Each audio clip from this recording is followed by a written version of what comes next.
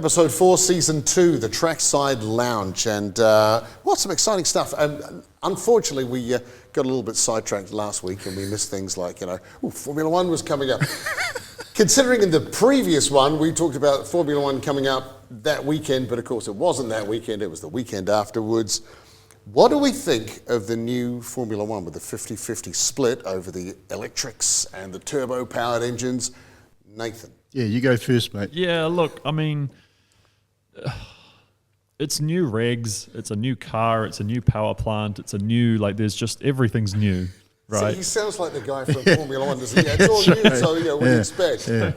No, but usually if they have new regs, it's just the body or it's just the engines, or but this has been a complete ground up, basically throw last year's car in the bin and start anew, right? So yeah, there's a lot of things that look cool. There's a lot of things that don't look as cool. I mean, definitely, I saw there was something like 140 overtakes in the Australian Grand Prix, which if you didn't actually watch the race, you'd go, wow, that must mean it was great racing. And it was just a game of who's got battery power, really.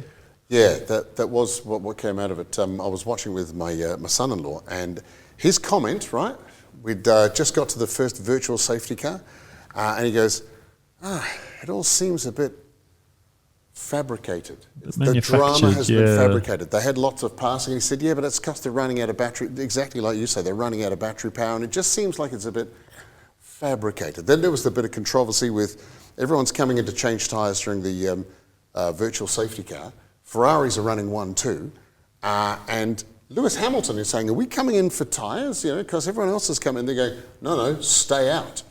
And then the official word afterwards, and I got this just yesterday, is that Ferrari said, oh, well, we thought we'd wait for the second virtual safety car.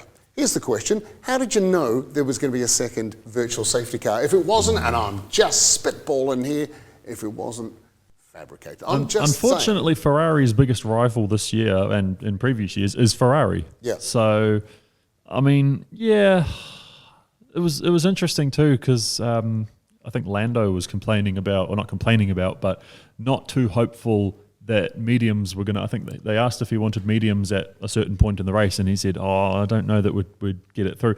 But then they ended up pitting him sort of like 4 or 5 laps later and never heard any other complaints or criticisms. So whether he sort of overestimated the tyre wear or whether he, Formula One drivers are great at poker face, aren't they? They could have the greatest car and they'll say, oh, the tyres are rubbish, or they'll have a really, really crap car and they'll say, oh, yeah, it's actually doing all right. That you never actually know what's what, especially in a race situation. So depends on what they've been told by the team principal at the time.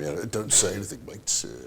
I suppose the thing we got to understand is that the new car is smaller. It looks a little bit less so. The other one looked like a behemoth compared to previous F1 cars. So they're on the right track that they're bringing them down in size. The engine's gone from being fully piston powered to having a hybrid system with a electrical battery. And what I didn't like was I'm on board watching some of the shots, and I'm wondering why these guys are coming. These are Formula One. These are the best cars and fastest, most technological cars in the world. They're coming into corners, and well short of the corner, they're braking. Or they're slowing down. They're regenerating their battery. Super clipping. And I'm sitting there going, I want to see that car do the fastest lap it possibly can. As fast. I want that the fastest race on record. No one can go faster. And I'm sitting there going, I know that they're really fast through the straights, but I honestly think if an F2 car was there beside them, they'd pull out and pass them. They go flying up the inside, see how to disappear, and then obviously be caught again on their 12,000 horsepower they've got. But the point that I took away from it is I wasn't seeing Formula One racing from on board the car, and that was a bit sad. And I think that's what Formula One's all about. It's supposed to be the fastest, greatest, best show on earth with the most technology, and here these guys are. It reminded me of, and we talked about Formula E before. Yeah. And it reminded me of Formula E because they had to go, guys, calm down, regen. And I think that's what the problem was on the start line. I think Liam didn't have any electrical charge. I think Max had electrical issues, didn't get going. And when you start seeing that come into it, I understand they're all mechanical items. I get that, but I get a bit annoyed when it's all the technology. Yeah, it's a wild one too, because obviously, like you say, not having the battery power and then the car just dies. But then by the same token, when the power comes on, it seems to be very peaky. I mean, over the course of the weekend, you had Kimi Antonelli absolutely writing off his car in practice. Then you had, I think Verstappen had a major off in quali, so he was out in Q1, which of course that's a huge story, having one of the big championship protagonists. And McLaren on the warm-up lap. On the warm-up lap, Piastri. And apparently that was a spike in the power system. But, you know, all this technology and stuff, you'd think at this stage we're actually on the grid, you wouldn't have those issues, would you? I'll be honest, I haven't seen the race. I tied up with the Autokhana on the Sunday, and all I heard was that Liam said he had no power off the start line, and then all of a sudden, humongous wheel spin. So, you know, something wasn't right. I mean, look, the teams are taking all the data on board as much as we're taking the analysis, right? So it's, hey, are we going to see things change and evolve over the course of the season? Yes. And then obviously next year, are they going to refine the regs? Oh, maybe we missed the mark. Maybe we need to do it this, and this. But yeah, anyway, I mean, at least thanks to current global events, it looks like there might be a decent lull in the action after the sort of Japanese, what is it? China this weekend, and then Japan. And then I think that's pretty much it until like April, because if these what's going on? There's no official statement yet, but I think we can sort of half guess the Middle Eastern Grand Prix to be canned. Back straight with big craters in the middle of it. It's not and there's just no time to tee up a replacement. Obviously, the minute a Grand Prix gets cancelled, the discussion grows about, we could run it at, insert a track that hasn't been in Formula One for a Hockenheim race. Highlands! Or we could do it's close enough in the world. While all the cars are over in the sort of Asia, Oceania side, run a race at, Taupo. Or do something. Yeah. We got a racetrack. Be no worries. Just hoping there's not the Iranians in there sort of trying to target us too soon. So we've missed a couple of skids since we last recorded, and SVG, obviously a couple of weeks ago he was at Kota, and boy, best finish so far for him, and a guy that, everyone was going, he's going to womp away from this, but he did really well nonetheless in a street circuit at Kota. Yep. And still pretty realistic about, burning up the rear tyres, but, whoever it was, the Connor Zilich or whoever it was who won the thing, I can't remember. But how good was that wide overtake, though, off the restart? I mean, and he was the only one that actually stayed on the track. Everyone else sort of went way off onto the paved runoff, which I don't know how the NASCAR racing lines work. I know in most motorsports, if you go off the track, there's a price to pay. Yeah, they call it the pole one. If you spend too much time over that, like 4 wheels over or something like that, that's a penalty, I'm pretty sure. And then the other weekend, would be if we were the judges. And the other weekend at Phoenix. So has not a great run, has a good run, and he was featuring very well in the top 10 on a regular basis, and that's been the key of 2026. And then obviously had a bit of a problem there. He got a bit of a clip and a clap and spun around and all that, so he goes to the back of the last I thought before the end of it was like he was 31st. And then with all the pit stops going on, so he must have really regened his battery or did whatever he had to do. Hybrid NASCAR, don't you dare. No. Go there. You're going to get the scorn of all of North America. I'm under attack again. Oh, no, it's been a week of that for me. But yeah, and that's the thing about the, to come back and finish 11th. I mean, almost top 10 in an oval and a full-on oval after the issue. Everyone's been bagging SVG for such a while, on ovals. He's only good on the street. That guy can hustle. And the problem for NASCAR is that he's learning. By crikey, he's learning. Oval win is coming, and when it does, I mean, what are the haters going to say then? They'll find a way to keep changing the goalposts, I'm sure. But, but it was only an oval that had like 13 degrees on this or 12, 6 miles track or something. Now he's got to win on one of those, 3/8 miles, like Bristol. And we got a 900-mile one we're building just in case he starts getting lots of wins. That's right. Just a quick note, as we started out with Formula One, I was just saying a couple of IndyCar races down as well. One of them where you see Scott Dixon lose the wheel nut. Yes. Holy smokes. What a rare error from his outfit. Rare error. But and I'm just saying, how weird was that? The on-car camera, he's coming down to the corner and you see this wheel nut go past like this and you'd be thinking, shit, is that mine? And then when the tyre rolls off, you'd be going, oh. But, got to say, I actually thought the IndyCar races were more exciting than the Formula One. And also Mick Schumacher, obviously son of Michael, greatest of all time, and the legendary Michael Schumacher. So Mick Schumacher had a bit of a rough run in Formula One, but he's in IndyCar now, and he got taken out pretty early on. From all accounts, wasn't even his fault, just nowhere to go. But of course, that doesn't stop the keyboard warriors from, he's just not cut out for racing, and he'll never be like his dad. And well, of course he's not going to be like his dad. Crikey, I mean, he's his own person. I mean, think for yourself, people. Yeah. Crikey Moses. Hey, Supercars Super... was also at Melbourne. Let's go back to that one. Can we just jump back quickly? First, for nanoseconds, back to Indycar, the wheel coming off and the issues that went on there.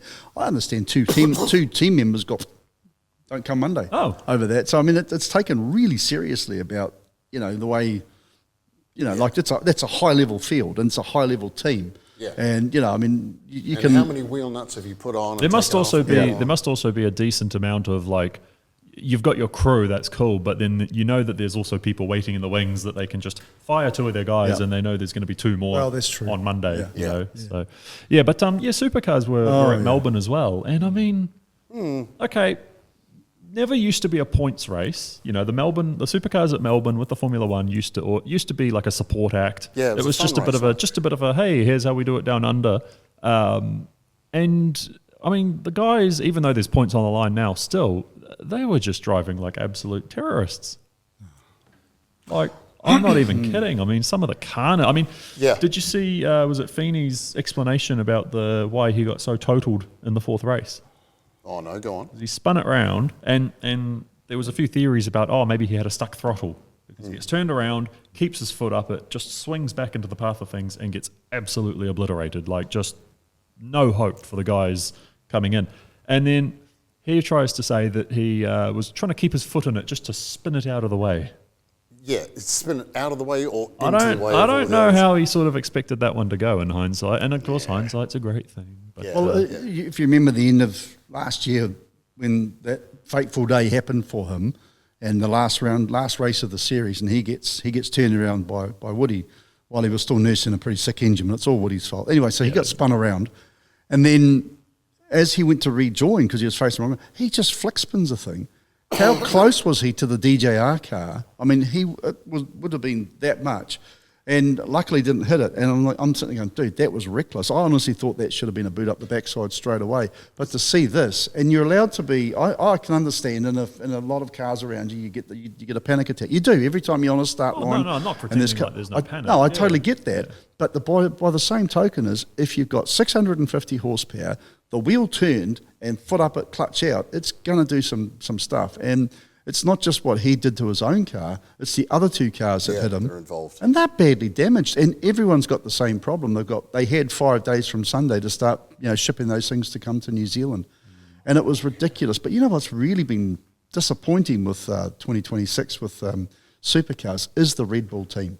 The Red Bull team have hit every car on the track except the safety car. And I'm not even exaggerating. I think they have literally hit every single team.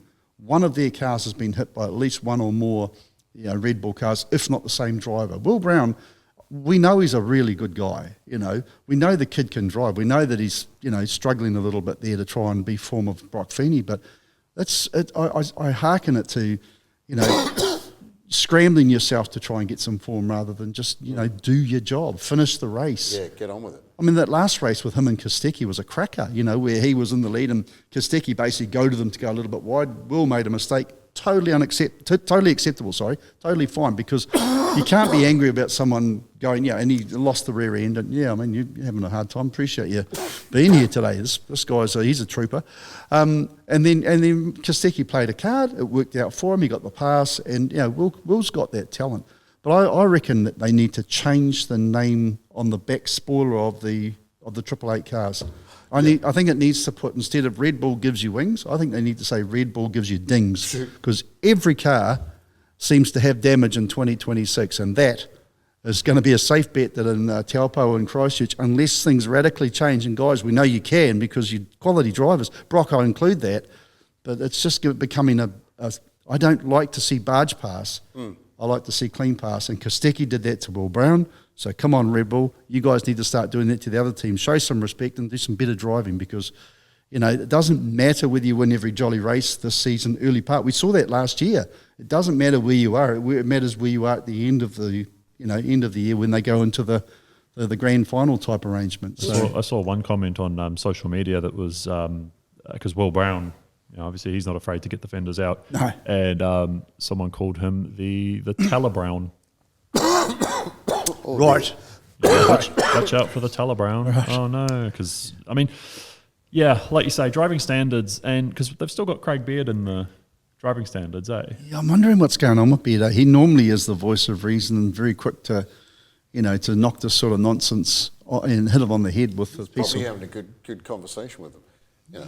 I mean, because let's face it, these guys, they don't have battery issues and sudden surges in power that It's the a bit of a F1 guys have got. It's a bit of a lose-lose situation, right? Because you want there to be entertaining racing, and whether we admit it or not, entertaining racing doesn't just come from clean passes and clean. You want to see the ambitious, and you want to see a bit of the rub.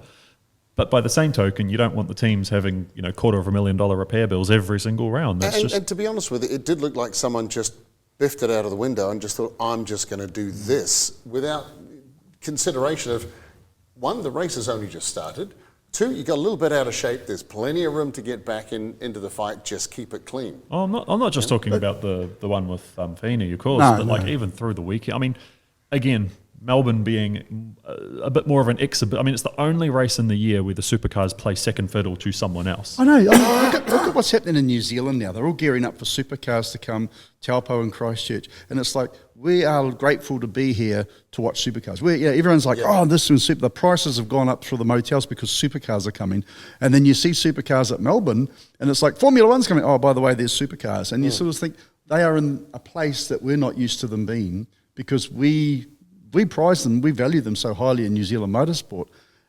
But you see in the European or the world stage or Formula One that they're like, you'll sit in the corner. They don't even get their own pit lane anymore. Now they have to go out into the paddock, and they've got the podium there, and they've got all their little. So it's you go and pack over there behind that tree with the squirrels. New Zealand in the Coles car park. That's where in the Coles car park. Coles car park. So New Zealand rounds are coming up. Like you say, it's a double header. One in the North Island, one in the South Island.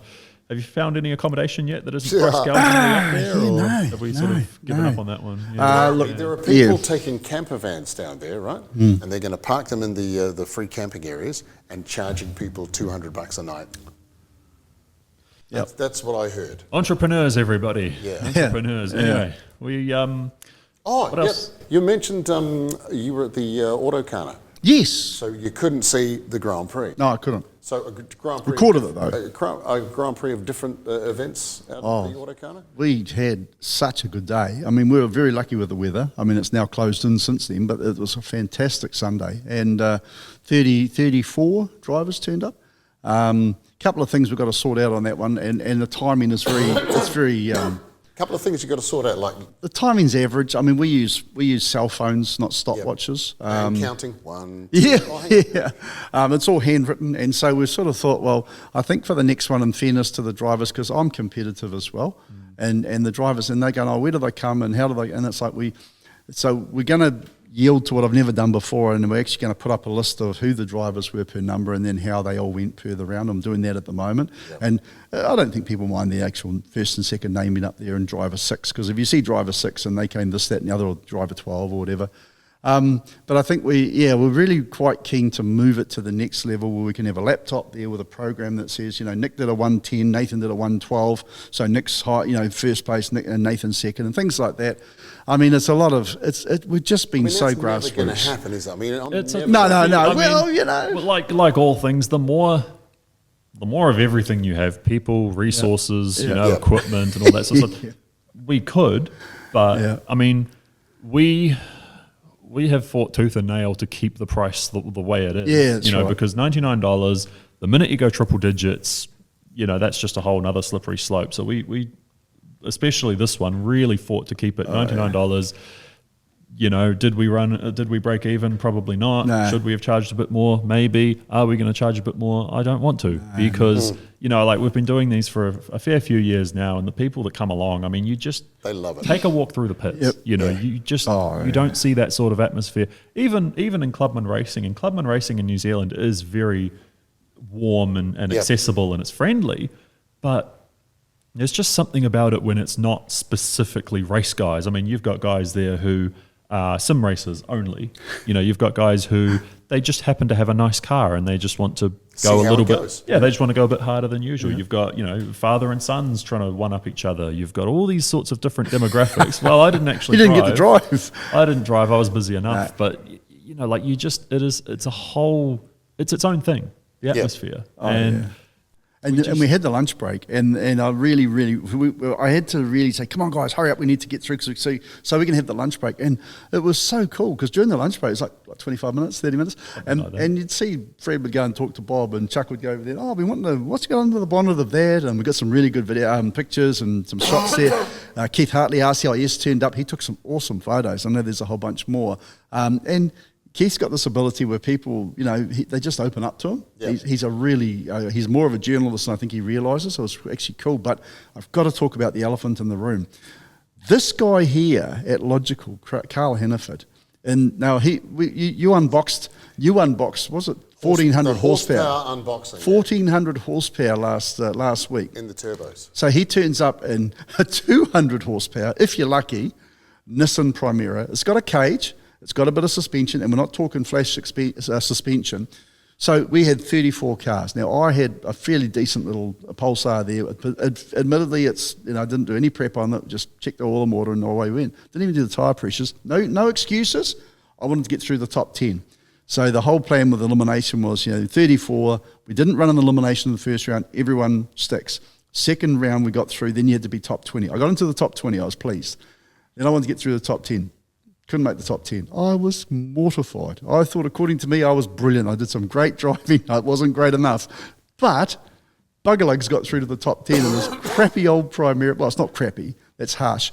But in the standard old 2-litre... It's got a sunroof even. Yeah, you might hear this later. Yeah. Anyway, what about that? So he goes through to the top 4 in this Primera. So we went 34, top 20, top 10, then 4, 2, and had the winner out of that. Champion, yeah.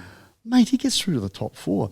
Not only does he get through to the top 4, but a couple of our defending champions, Brett Thomas in a very, very rapid-looking Toyota Starlet, box-bodied little KP Starlet. I've seen that car. Yeah, really nice car, in grey or silver. Yeah, previous winner, and then previous winner, Benny Suve, who's Garage 5, in his yellow Mazda MX-5. It's a very rare... Yeah, Everard was telling me what it was. I can't remember it, but it's a hard top coupe. Yeah.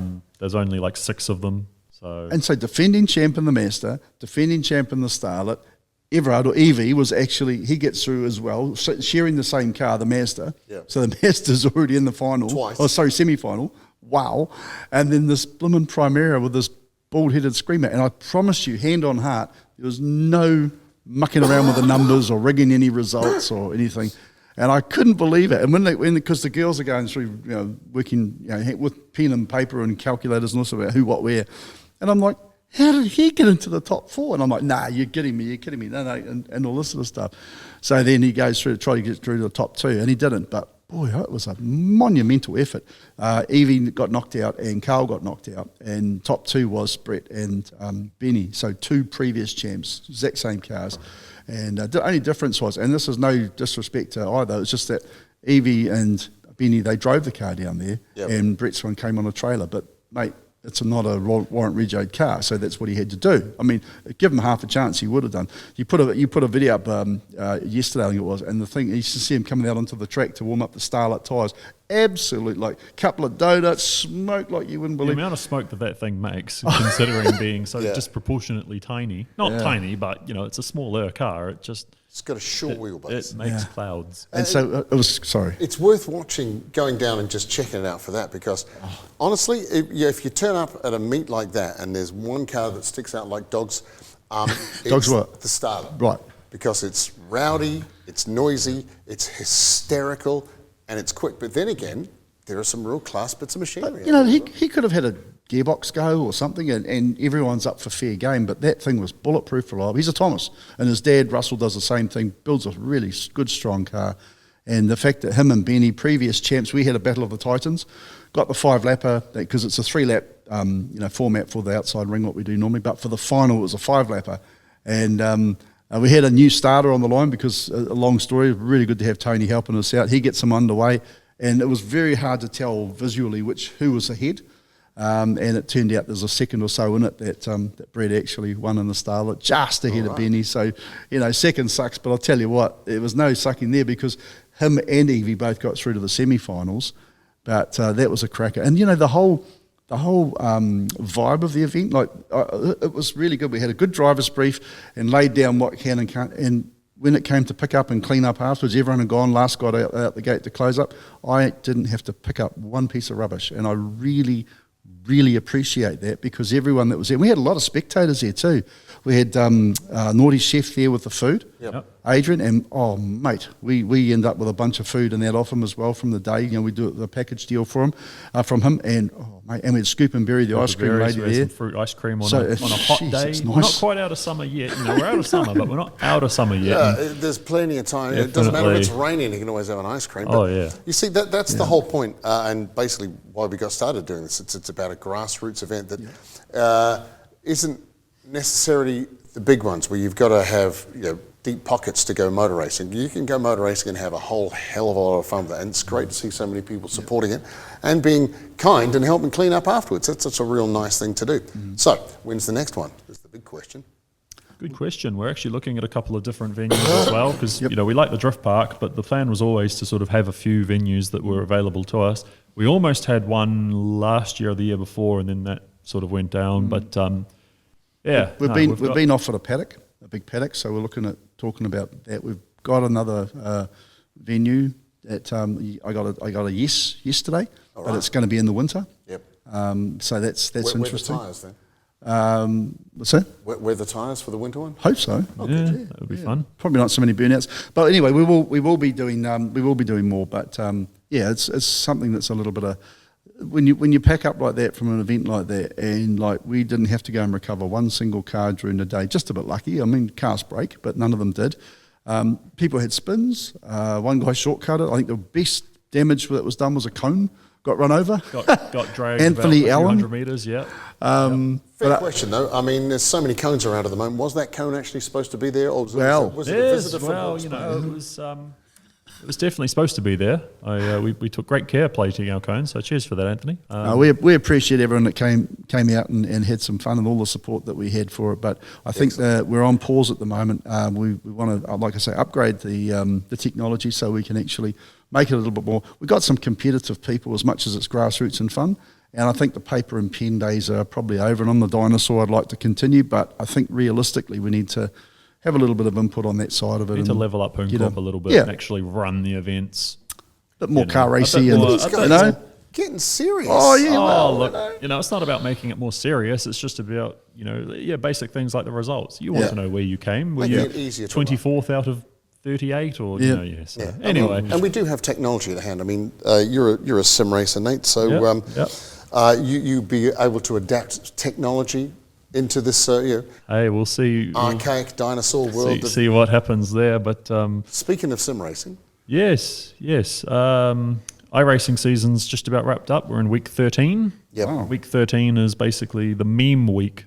So that's when they take different cars, different tracks, combos you possibly wouldn't see under normal circumstances, and they give them a play. The Grand Prix of St. Petersburg is coming to the sim. So that's a pretty famous IndyCar track. There's a few guys that like that. And also the Ram, the NASCAR, like the truck Ram. Oh, right, okay. I was thinking coming Ram, in they're game. doing things with sheep. So that's going to be cool. Going to pick that one up and get into the truck series. Give that a bit of a go. And then, there's just a whole, it's a lot of nitty-pitty stuff in the background at the moment with the sim world. So, we're putting together what we want to do for the rest of 2026, and basically the amount of support that we can get will scale what we can do, what we will do, and what we have the ability to do. All I can think of now is ram racing and give every young boy a pair of velvet gloves and off. No. Too soon. No, I'm going to stop you right there. Now, this weekend, it's the kickoff of an event that you're part of. Yeah. It's a 3 weekends in a row. NZIGP doing their big ones, and the 2-day race meets, 14th and 15th of March, which is their first round at Hampton. Second week in a row is the 21st, 22nd. That's the Legends of Speed, also at Hampton. And then the following week, the last weekend of March 28th, 29th, it's down at Taupo, and that's going to be big, and some really big classes, big grids. What they've done really well is that they've done the weekend early bird pass. It's $15 per person for the weekend. Hang on. $15. In terms of motorsport and going to see it, and like you say, big fields, a lot of different cars, and even if you just go to the Legends of Speed one, there's going to be some great drivers there. Spend a whole day out there for $15. How much is a ticket for supercars? How much is a ticket for the 101? I mean, dude, it's not $15. I'm just saying. So for 3 weekends in a row, 2 at Hampton Downs, 1 in Taupo, $15. If you get nice and early. So and Legends of Speed too. I mean, I think we sort of understate what an event that is. Yeah. What's going to be there? So what is going to be there? There's Mazda racing class is going to be there. There's the Formula New Zealand class cars going to be, a lot of open wheelers, a lot of different ones all combining. So that's going to be quite interesting. I haven't actually got this written down what they're all going to be there, so I feel bad. But hopefully Nathan can help me out here with some graphics of what's going to be there. But right there. Oh, that one. You know what there isn't going to be? Hybrid electric cars. No. It's just a matter of time. I mean, it's just a matter of time before, because they do it in Japan, Yeah. What, race hybrids? They do. They race hybrids, but the engines they've got in them are not those little. They're massive high performance engines. NZ V8 Utes are going to be there, and they combine with the Super 6, which is cool. The NZ V8. I love them. Absolutely awesome. And they got a few extra cars on the grid for them, and I think now they've allowed the Super 6 guys to start directly after them, whereas the first time they trialled it last year was because I did one not the end of last year, but later last year. But then they've had one since. It wasn't me commentating it, and they had a trial there with the Utes starting. In 30 seconds later, they started the Super 6, which was a bit. I think they were worried the 30 seconds sixes were going to be big. Yeah, that's a big gap there. And of course, some of the Utes lap past the sixes, which made just unnecessary. The guys of the six-cylinder class cars were losing the lap. Well, it didn't really make sense. Now I believe they start them scratch, and because the sixes aren't going to catch a V8. TA2 is going to be there? No, not this weekend. I'm not even sure for those 3 weekends because they've had a fairly decent amount of carnage in the last but little we do while love too. TA2s. I mean, it's just such a cool formula. Oh yeah, almost harkens back to the brutal, gritty, sort of 70s and 80s, almost your GTO type spec cars. Yeah. And over the 3 weekends, they've got a huge amount. I was going to say plethora. They've got a huge amount of different groups, so it's not the same groups every weekend. So I think there's a couple of them are double headers, and it's a big thing. A lot of prestige, a lot of cars. Legends of Speed is the. I'm not making one more important than the other, but Legends of Speed is more important. You need to be there. That's going to be cracking, and that's the 21st, 22nd. And they're actively chasing Speedway cars. Legends of Speed, not just circuit racing. So, rally, circuit, and things like that. So it's going to be a really, really big. Yeah, I mean, wouldn't it be cool to get this out one day to something like that? But probably I don't think that's going to come out of here for a little while. Well, you've got to get it out of this room to start. No. So looking forward to that one this weekend, big 2-dayer.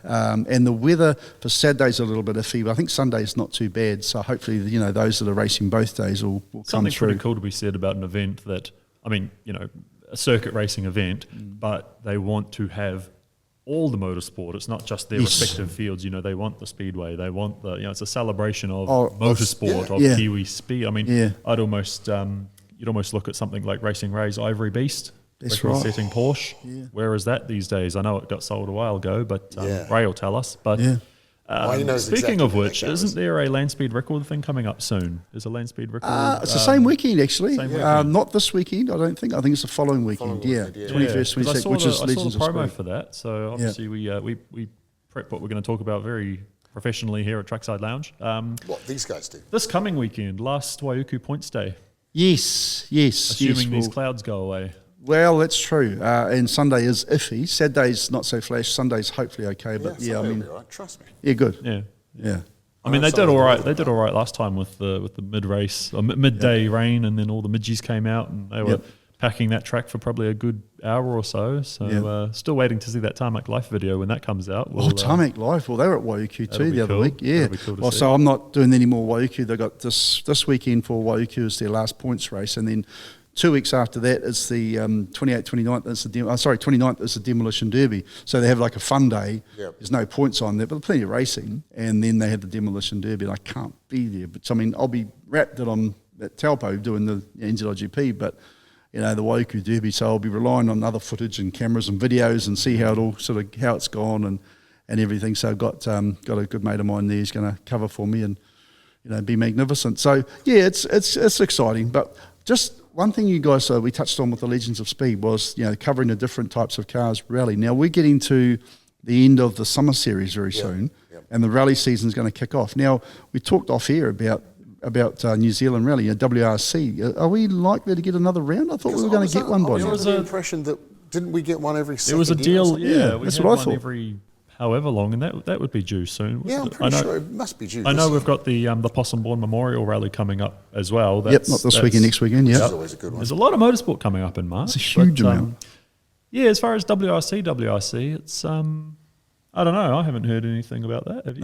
No, nothing. And just while you remind me, because this is what's cool about this, we think, oh, that's right, let's remember. Boom. At the Possum-Born Memorial, who's going to be the co-driver in a 00 car? No, it's not. It's going to be Spencer Bourne, son of Possum. Oh, really? Yeah, he's been called up and he's going to be in the silly seat.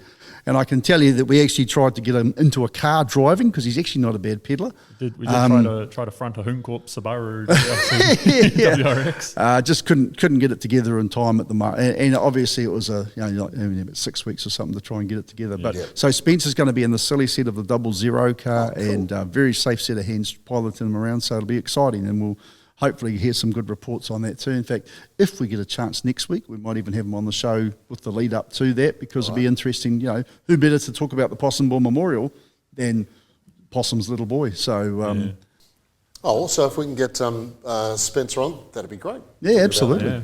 And we'll have more information about other stuff. Tell you, if you've got something coming up, you can always get in touch with us here at the Trackside Lounge. Get hold of Hooncorp and send the messages in and let us know what you're up to, so we can let other people know what you're up to and places to avoid then. See you next time.